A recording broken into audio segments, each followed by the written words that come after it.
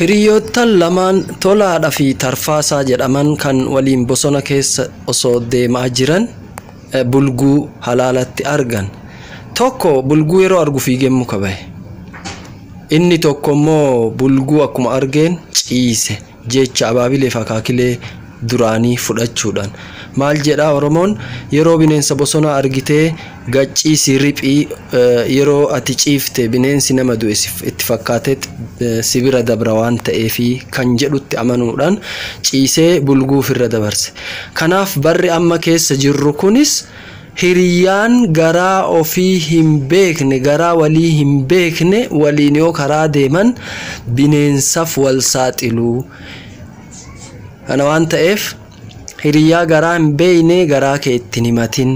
Hiriyaa garaa walii hin beekne waliin karaa hin deeminii dhaamsa kooti. Hiriyaan dharaa garaa si baraa dhoowwi firraa jedhaa Haacaaluu Hundeessatu.